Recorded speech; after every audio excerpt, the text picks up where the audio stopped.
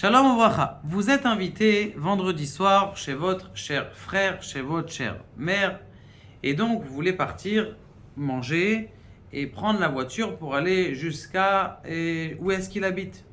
Maintenant le problème c'est que vous voulez aller revenir chez vous à la maison. L'autre problème c'est que vous allez partir avant Shabbat. Maintenant vous voulez allumer les bougies, c'est la halacha, d'allumer les bougies chez soi à la maison pour revenir et faire attention bien sûr que les bougies restent allumées jusqu'au temps que je puisse revenir, ou de faire comment on appelle ça, un tnaï, de penser aussi à la lumière, de dire que la lumière c'est aussi mes bougies, comme ça va rester longtemps quand je reviens, la lumière est allumée. Le problème c'est est-ce que je peux allumer les bougies plus qu'une demi-heure avant la shkia, c'est-à-dire le moment où le soleil descend. Ça, c'est la question.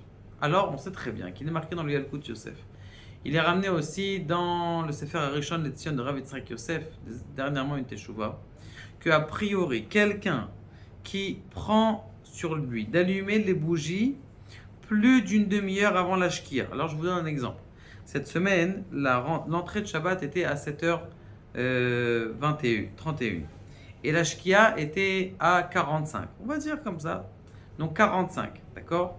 Donc ça veut dire qu'une demi-heure avant 45, c'est-à-dire 19h15. Si quelqu'un, il allume les bougies avant 19h15, eh bien il est obligé, dans son allumage du Shabbat, des bougies, de recevoir sur soi le Shabbat. Or, mon problème c'est que quand je vais voyager en voiture, et j'ai pas le droit de voyager en voiture.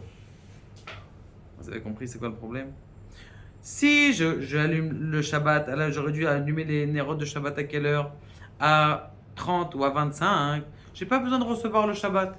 Pourquoi? Parce on sait très bien que selon les Séfaradim, on n'est pas posé comme le Rassag, qu'on ne reçoit pas le Shabbat à l'entrée, quand on allume les bougies. Donc une femme qui allume les bougies à 25 ou à 20, elle ne prend pas sur elle de recevoir le Shabbat. Si elle a envie, c'est très bien, mais elle n'est pas obligée, on ne reçoit pas le Shabbat quand on allume les bougies. C'est pour ça que nous, les Sfaradim, justement, on doit allumer, on doit faire la bracha Ba'or Ata Hashem Elokeinu, et après allumer les bougies. On peut même éteindre la bougie, il n'y a pas de problème, on ne reçoit pas le Shabbat en allumant les bougies.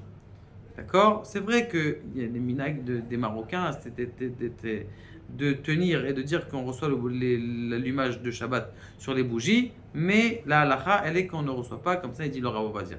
Donc comment faire maintenant pour pouvoir aller chez mon frère, aller là-bas en voiture? La réponse elle est simple.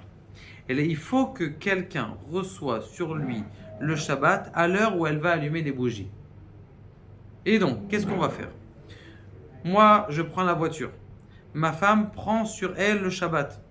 À partir du moment où elle va allumer les bougies, c'est-à-dire à 7h moins 5, où on va sortir, ou même 7h moins quart, elle va allumer les bougies, c'est 1 heure avant Shabbat. À partir de ce moment-là, 1 heure avant Shabbat, elle va être obligée de recevoir le Shabbat. Pour elle, c'est complètement le Shabbat. Donc elle est obligée de recevoir le Shabbat. Parce que sinon, son allumage de bougie, il ne vaut rien du tout. Maintenant, qu'est-ce qu'elle fait? Est-ce qu'elle a le droit de rentrer dans la voiture? A priori, si je fais rien dans la voiture, juste je suis dans la voiture, je ne fais pas une Avera. Parce que c'est qui conduit? C'est madame qui conduit, c'est monsieur qui conduit. Si c'est madame qui conduit, elle n'a pas le droit, puisqu'elle est Mekabel Shabbat. Mais si le monsieur qui conduit, alors il lui ouvre la porte, elle rentre, elle fait comme si tout est Shabbat. S'il ne faut pas porter, on ne peut pas porter. Si on peut porter, on peut porter. Et donc elle rentre dans la voiture comme une gentleman, avec son mari qui lui ouvre la porte, qui lui ferme la porte, d'accord? Et elle monte jusqu'à là-bas et elle reçoit le Shabbat. Elle arrive là-bas, elle n'a pas le droit de transgresser le Shabbat, ni d'allumer aucune bougie. C'est Shabbat pour elle. Mais elle rentre dans la voiture avec son mari. C'est Shabbat. Elle a reçu sur elle Shabbat. Il y a encore mieux même. L'homme est qu'elle reçoit Shabbat. Elle peut dire, par exemple, il y avait un cas où c'est le mari qui ne sait pas conduire.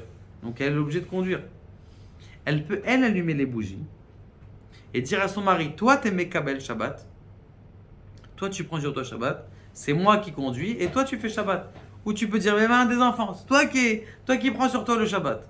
Il faut qu'il y en ait un qui reçoit le Shabbat dans la maison. Une fois qu'elle a reçu elle le Shabbat, tu peux après voyager, tu peux aller chez ton frère, mais bien qu'il y en a au moins un de la maison qui prend sur lui de respecter le Shabbat, et comme ça, et bien on peut s'arranger dans cette histoire, donc d'allumer les bougies, même une demi-heure ou trois quarts d'heure avant l'entrée de Shabbat, recevoir sur soi le Shabbat et voyager, bien sûr, sans faire aucun travaux le Shabbat. J'espère que ça a été clair. Pour plus de précision, vous pouvez envoyer des questions dans le YouTube. Baruch Adonai, la Olam, Amen.